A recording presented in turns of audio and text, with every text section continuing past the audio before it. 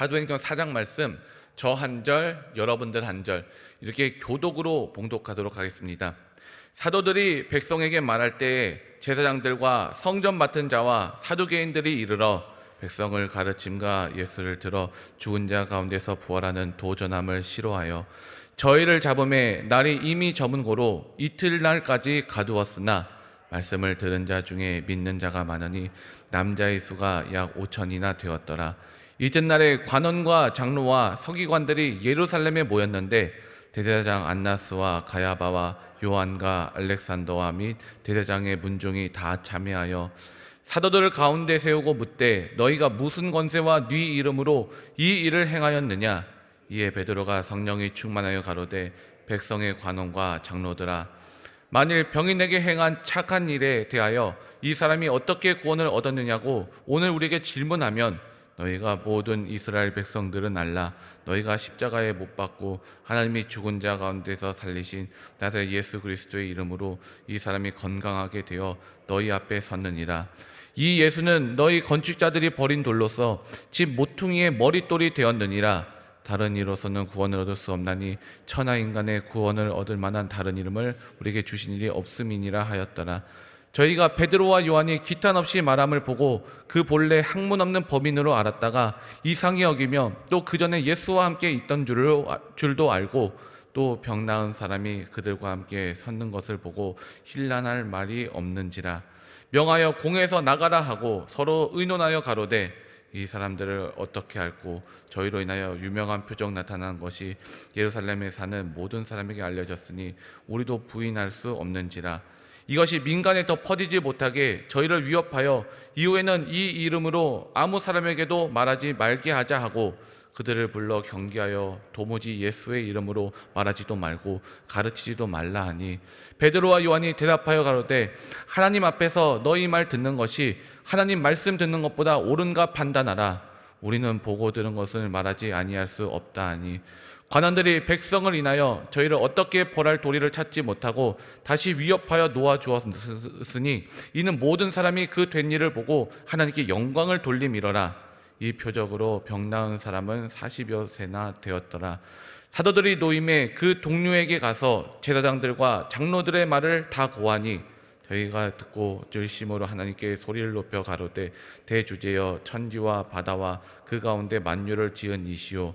또 주의 종 우리 조상 다윗의 입을 의탁하사 성령으로 말씀하시기를 어찌하여 열방이 분노하며 족속들이 허사를 경영하였는고. 세상의 군왕들이 나서며 관원들이 함께 모여 주와 그 그리스도를 대적하도다 하신 이로소이다. 과연 헤롯과 본디오 빌라도는 이방인과 이스라엘 백성과 합동하여 하나님의 기름 부으신 거룩한 종 예수를 거스려 하나님의 권능과 뜻대로 이루려고 예정하신 그것을 행하려고 이 성에 모였나이다. 주여, 이제도 저희 위협함을 하감하옵시고 또 종들로 하여금 담대히 하나님의 말씀을 전하게 하여 주옵소서. 손을 내밀어 병을 낫게 하옵시고 표적과 기사가 거룩한 종 예수의 이름으로 이루어지게 하옵소서 하더라. 빌기를 다음에 모인 곳이 진동하더니 무리가 다 성령이 충만하여 담대히 하나님의 말씀을 전하니라. 믿는 무리가 한 마음과 한 뜻이 되어 모든 물건을 서로 통용하고 제 재물을 조금이라도 제 것이라 하는 이가 하나도 없더라. 사도들이 큰 권능으로 주 예수의 부활을 증거하니 무리가 큰 은혜를 얻어 그 중에 핍절한 사람이 없으니 이는 밭과 집 있는 자는 팔아 그 판 것의 값을 가져다가 사도들의 발 앞에 두매 저희가 각 사람의 필요를 따라 나눠줌이러라. 구브로에서 난 레위족이 있으니 이름은 요셉이라. 사도들이 일컬어 바나바 번역하면 권위자라 하니 함께 하겠습니다. 그가 밭이 있음에 팔아 값을 가지고 사도들의 발 앞에 두니라. 아멘. 효화행복 교제 보도록 하겠습니다. 효화행복 교제는 1월 26일 고난당한 것이 내게 유익이라 본문입니다. 오늘 요절 말씀부터 보도록 하겠습니다. 저희를 잡음에 날이 이미 저문 고로 이튿날까지 가두었으나 말씀을 들은 사람 중에 믿는 자가 많으니 남자의 수가 약 5천이나 되었더라. 사도행전 4장 3절 4절 말씀. 아멘. 내용 보도록 하겠습니다. 고난 앞에 장사는 없다. 사람들은 고난을 당하면 절망하거나 심지어는 목숨을 끊기까지 한다. 그러나 성도는 고난 앞에서 기뻐할 수 있다. 성도의 고난은 하나님의 축복의 통로이기 때문이다. 제자들은 예수님의 부활을 전한다는 이유로 유대 지도자들에 의해 체포당한다. 병자를 치유하고 많은 사람이 구원에 이르도록 예수님을 전한 것뿐인데 유대 지도자들에게 어이없이 고난을 당하게 된다. 그러나 하나님이 역사하시면 고난은 사람의 생각과 반대되는 결과를 낳는다. 유대 지도자들은 교회가 사라질 것으로 생각했지만 사도들의 고난에도 불구하고 믿는 자가 많아지는 아름다운 열매를 맺게 되었다. 또한 제자들의 고난은 예수님의 부활 이야기를 그렇게 듣기 싫어했던 유대 지도자들 앞에서 예수 그리스도의 이름을 기탄 없이 말하는 기회가 되었다. 제자들에게는 예수 부활의 증거를 더욱 전하고자 하는 강한 열정을 갖는 시간이 되었다. 초대교회는 일심으로 하나님께 간절히 기도하는 은혜의 시간이 되었다. 성령님은 고난당하는 공동체에 충만하게 임하셨다. 결국 초대교회는 사도들의 고난으로 실패한 것이 아니라 한 마음과 한 뜻이 되어 큰 은혜를 경험하게 되었다. 하나님은 고난을 주시되 감당할 수 있는 은혜도 함께 주시고 성도들의 고난을 항상 선으로 바꾸어 주신다. 우리가 알거니와 하나님을 사랑하는 자 곧 그 뜻대로 부르심을 입은 자들에게는 모든 것이 합력하여 선을 이루니라. 로마서 8장 28절. 고난 가운데 있는가 기뻐하라. 고난의 보자기가 다 풀리면 쌓여있던 축복이 모습을 드러낸다. 생각건대 현재 고난은 장차 우리에게 나타날 영광과 좋게 비교할 수 없도다. 아멘. 오늘은 고난당한 것이 내게 유익이라 라는 제목으로 하나님의 말씀을 나누고자 합니다. 오늘 이 하나님의 말씀을 통해서 하나님의 은혜와 지혜가 충만한 시간 되시기를 바랍니다. 어제 말씀은요, 베드로와 요한이 성전 미문에 앉은 안증뱅이를 치유하는 장면을 보았습니다. 은과 금은 내게 없지만 나사렛 예수 그리스도의 이름으로 일어나라. 그를 일으켰어요. 그가 일어나서 한 번도 들어가 본 적이 없는 성전 미문 안에 들어가서 하나님을 찬양하는 모습을 사람들이 보았습니다. 그리고 놀라는 것을 봤어요. 오늘 4장 말씀은요, 그 사건의 결과가 나타나 있습니다. 누가는 어저께 일어났던 그 안진뱅이 고친 사건이 왜 일어났고 그 결과는 어떠했는가 우리에게 말씀해 주고 있습니다. 사도행전 4장 1절 말씀 함께 한번 읽어보겠습니다. 사도들이 백성에게 말할 때 제사장들과 성전 맡은 자와 사두개인들이 이르러. 제사장들과 이 사두개인들이 난리가 났어요. 흥분하고 쫓아왔습니다.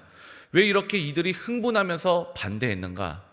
사도들이 백성에게 말할 때 한번 표시해 보시기 바랍니다. 중요한 표현이에요. 즉 입을 열어서 복음을 전할 때 반대가 찾아온다라는 것이에요. 이전까지는 이런 반대가 없었습니다.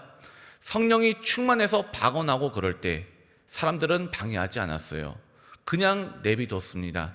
공동체 생활할 때 누구도 반대하지 않았어요. 또 안진뱅이 고칠 때도 반대하지 않았습니다. 그런데 정작 우리가 반대에 부딪힐 때가 언제인가? 언제부터 세상은 우리에게 맞서기 시작하는가? 말할 때예요.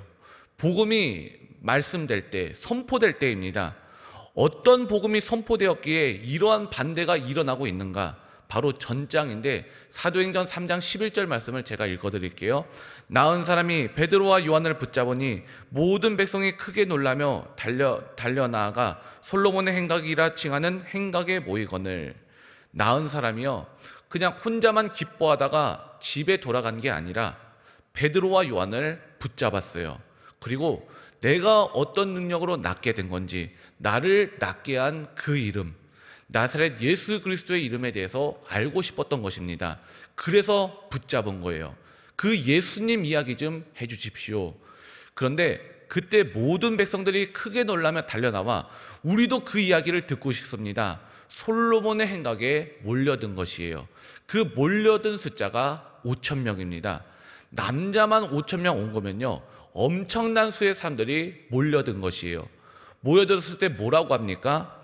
3장 12절입니다. 베드로가 이것을 보고 백성에게 말하되 이스라엘 사람들아, 이 일을 왜 기이히 여기느냐? 우리 개인의 권능과 경건으로 이 사람을 걷게 한 것처럼 왜 우리를 주목하느냐? 우리 주목하지 말라라는 거예요. 그렇다면 누가 낫게 하는 것인가? 3장 13절입니다. 아브라함과 이삭과 야곱의 하나님 곧 우리 조상의 하나님이 그 종 예수를 영화롭게 하셨느니라. 너희가 저를 넘겨주고 빌라도가 놓아주기로 결혼한 것을 너희가 그 앞에서 부인하였으니 예수를 영화롭게 하였다. 이게 무슨 말이냐? 분명히 빌라도가 바라바와 예수님 놓고 둘 중에 한 명만 놔주자고 했죠. 누가 봐도 예수님 놔줘야 됐었어요. 근데 예수님을 십자가에 달아 죽이라 라고 외쳤습니다. 그 너희가 죽이라고 한 예수 그리스도가 하나님의 메시아다 라는 것이에요. 그래서 3장 15절에는 생명의 주를 죽였도다. 그러나 하나님이 죽은 자 가운데서 살리셨으니 우리가 이 일의 증인이로라. 너희가 죽인 예수가 메시아다. 그가 생명의 주인이다. 그런데 하나님이 그를 살리셨다. 우리가 그 일의 증인이다 라고 지금 말하고 있는 것이에요. 그래서 3장 16절에는 그 이름을 믿음으로 그 이름이 너희 보고 아는 이 사람을 상하게 하였나니 예수로 말미암아 난 믿음이 너희 모든 사람 앞에서 이같이 완전히 낫게 하였느니라. 아멘. 이 믿음이 얼마나 귀한 것인지, 그 예수의 이름만 믿기만 했는데 이같이 완전히 나서버리더라. 이것이 바로 복음인 것입니다. 복음이 뭡니까? 예수님이 생명의 주시다라는 것이에요. 그 이름을 믿는 자는 고통 가운데 승리할 수가 있고요, 암흑 가운데 빛으로 나올 수 있는 것이고, 죽음 가운데 생명을 얻을 수가 있다. 이게 바로 복음이 아니겠습니까? 이 복음을 베드로가 마치 준비된 것처럼 선포했습니다. 이렇게 말했더니 오늘 말씀 1절에 성전 맡은 자 제사장이 쫓아오고요, 사두개인들이 일어났다라는 것이에요. 그들이 와서 어떻게 합니까? 4장 2절 함께 한번 읽어보겠습니다. 백성을 가르침과 예수를 들어 죽은 자 가운데서 부활하는 도전함을 싫어하여. 여기서 싫어요라는 말이 나왔는데, 싫어하다라는 말은요, 심히 화가 나서 어쩔 줄 모르는 상태를 말하고 있는 것이에요. 왜 이렇게 심히 화가 났을까? 예수 안에 생명과 부활이 있다고 복음을 전하고 가르쳤기 때문에 그런 것이에요. 여러분, 복음을 전할 때요, 세상이 우리를 적대시하고요, 복음을 전할 때 아군과 적군이 드러나게 되는 것이에요. 우리가 세상을 살아가면서 믿지 않는 사람들과 잘 지내잖아요. 우리가 얼마나 착합니까? 그러니까 잘 지내요. 이렇게 잘 지내고 있다가 언제 부딪히게 되는가? 복음이 드러날 때 부딪히게 되는 거예요. 그래서 우리는 복음을 잘 드러내지를 않죠. 예수 믿는 것이 어떤 것인지 잘 말하려고 하지 않아요. 그냥 적당히 넘어갑니다. 믿지 않는 사람들과 밥 먹을 때도 식사 기도도 안 하고 밥 먹을 때도 있어요. 또 교회 간다는 이야기 안 하고 그냥 약속 있어 하고 넘길 때도 있습니다. 이렇게 숨기면서 사니까 부딪히는 일 없이 관계가 괜찮았어요. 그런데 여러분, 복음에는요, 부딪히는 일이 필요합니다. 그렇지 않으면 복음이 전해질 수 없기 때문에 그런 것이에요. 우리가 길에서 노방전도 하는 사람들을 보면서 왜 이렇게 투박하게 전도해? 이렇게 생각할 수도 있습니다. 평화롭게 지내지, 왜 괜히 예수님 이야기 꺼내서 분위기를 흐릴까? 왜 저렇게 사람들과의 관계를 흐리게 만들어?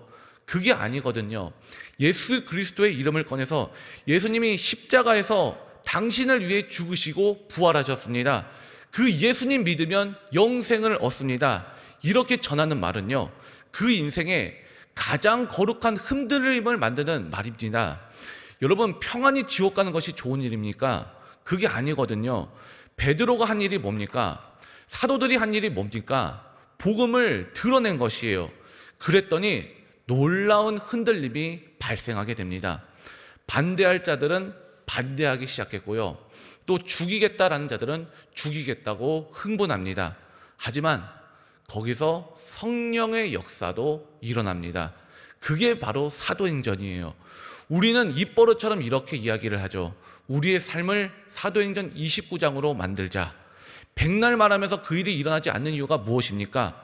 불편해지는 것을 두려워해서, 관계가 깨지는 것을 두려워해서 복음을 말하지 않으니까 결국 우리 삶에는요, 아무런 일도 일어나지가 않게 되는 것이에요.